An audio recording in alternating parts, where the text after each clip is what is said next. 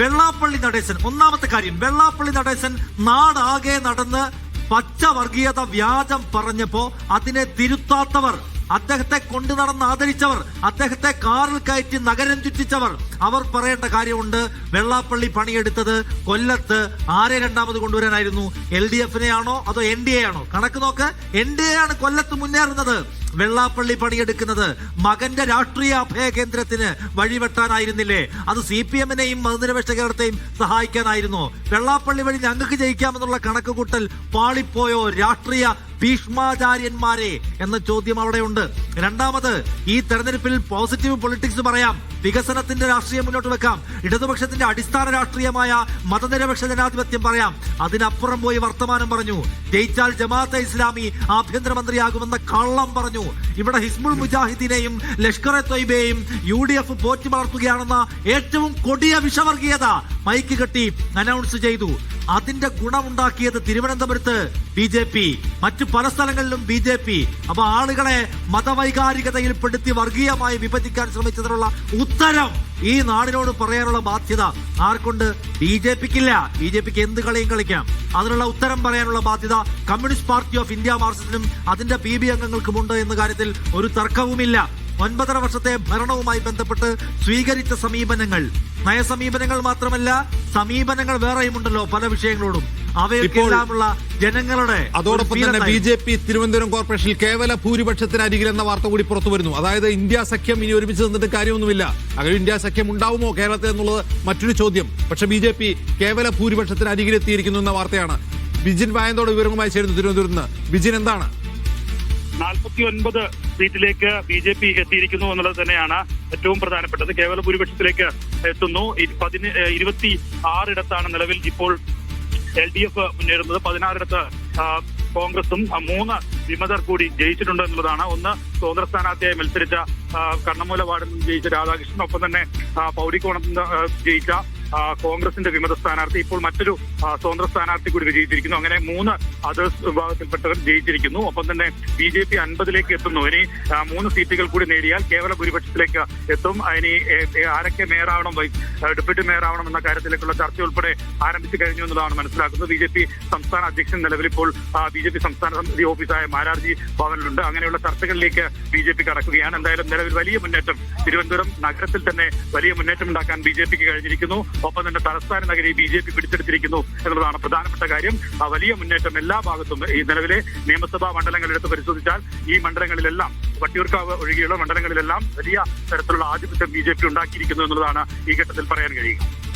ശരി, BJP Thiruvananthapuram corporation ഭരണം പിടിക്കാൻ പോകുന്നു എന്നുള്ളതാണ് ഏറ്റവും പ്രധാനപ്പെട്ട വാർത്ത. ആ വിജയത്തിന് പിന്നിൽ ആരാണ്, എന്ത് ഘടകങ്ങളാണ് എന്നുള്ള ചോദ്യങ്ങൾക്ക് ഇനി മുന്നണികൾ മറുപടി പറയേണ്ടി വരും, പ്രത്യേകിച്ച് LDF മറുപടി പറയേണ്ടി വരും എന്നുള്ളതാണ്.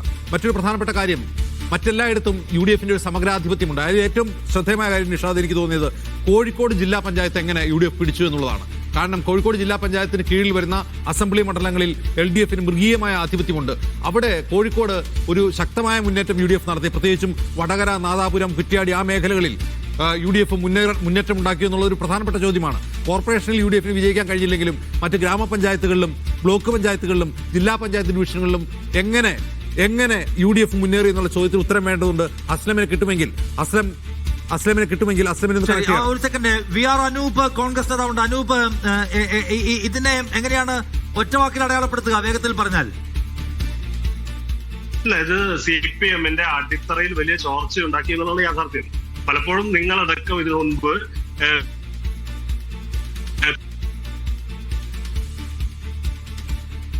അനൂപിന്റെ സൂം ഒക്കെ അല്ല, വികാരം ഇവിടെ നിലനിൽക്കുന്നു എന്ന് തുടക്കത്തിൽ പറഞ്ഞിരുന്ന കാര്യമാണ്. അതിപ്പോൾ CPM-ന്റെ അടിത്തറ ദുർബലമാകുന്നു പറഞ്ഞ 2 തരത്തിലാണ്. സംഘപരിവാർ വൽക്കരിക്കപ്പെട്ട CPM വോട്ടുകൾ BJPയിലേക്ക് പോകുന്നു. അതേസമയം തന്നെ CPM-നകത്ത് സംഘപരിവാർ വിരുദ്ധ വോട്ടുകൾ, മതേതര സ്വഭാവമുള്ള വോട്ടുകൾ UDFയിലേക്ക് വന്നിട്ടുണ്ട്. വെള്ളാപ്പള്ളി നടേശന്റെ കാറിൽ കയറ്റി പിണറായി വിജയൻ പോയപ്പോൾ ആ കാറിന്റെ ടയറിന്റെ കാറ്റ് ജനങ്ങൾ അഴിച്ചുവിട്ടു എന്നുള്ളതാണ് യാഥാർത്ഥ്യം. CPM അനുഭാവികളടക്കം CPM-ന് നാളിതുവരെ വോട്ട് ചെയ്തിരുന്ന മതേതര സ്വഭാവമുള്ള വോട്ടുകളുടെ അടക്കം പ്രതിഷേധമാണ് ഈ വലിയ വിജയത്തിന് കാരണം. ശരി, നന്ദി. അനൂപിലേക്ക് വരാം. ഇപ്പോൾ മുഹമ്മദ് അസ്ലം കൂടി ചേരുന്നു. അസ്ലം, ഈ തെരഞ്ഞെടുപ്പിലെ ഏറ്റവും പ്രധാനപ്പെട്ട ചോദ്യങ്ങളിലൊന്ന് കോഴിക്കോട് ജില്ലാ പഞ്ചായത്ത്, ബ്ലോക്ക് പഞ്ചായത്ത് ഡിവിഷനുകൾ അതുപോലെ ഗ്രാമപഞ്ചായത്ത്, ഇവിടെ UDF മുന്നേറ്റം ഉണ്ടാക്കിയത് എങ്ങനെയാണ്? പ്രത്യേകിച്ചും വടകര, നാദാപുരം, കുറ്റ്യാടി മേഖലകളിൽ UDF മുന്നേറിയോ? കോഴിക്കോട് ജില്ലാ പഞ്ചായത്തിൽ പ്രത്യേകിച്ച് വടകര മേഖലയിലാണ് വലിയ മുന്നേറ്റം UDF കാഴ്ചവെക്കാൻ കഴിഞ്ഞത്.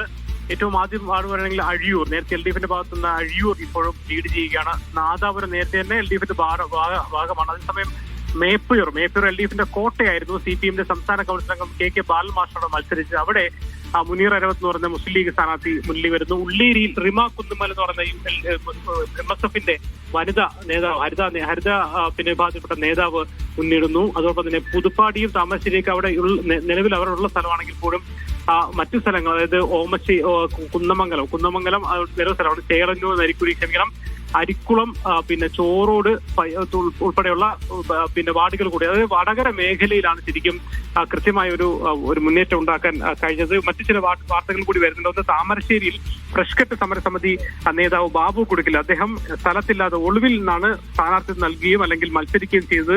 അദ്ദേഹം ജയിച്ചിരിക്കുന്നു. ഫ്രഷ്കട്ട് സമരസമിതിയുടെ ചെയർമാനാണ്, അത് ജയിച്ചിരിക്കുന്നു. മാത്രമല്ല മുക്കം മുനിസിപ്പാലിറ്റിയിൽ സദ്യമായ വെൽഫെയർ പാർട്ടിയുടെ സാന്നിധ്യം കൊണ്ട് സദ്യമായ മുക്കം മുനിസിപ്പാലിറ്റിയിൽ 4 സീറ്റുകൾ വെൽഫെയർ നേടിയിരിക്കുന്നു. കഴിഞ്ഞ തവണ 3 സീറ്റുകളാണ് ഉണ്ടായിരുന്നത്. UDF സഖ്യമില്ലാതെ സ്വതന്ത്രമായിട്ടാണ് അവിടെ മത്സരിച്ചത്. അവിടെ 6 സീറ്റുകളിൽ മത്സരിച്ചുകൊണ്ട് 4 സീറ്റുകൾ നേടിയിരിക്കുന്നു. അതൊരു മുക്കം മുനിസിപ്പാലിറ്റി ഒരു തൂക്ക്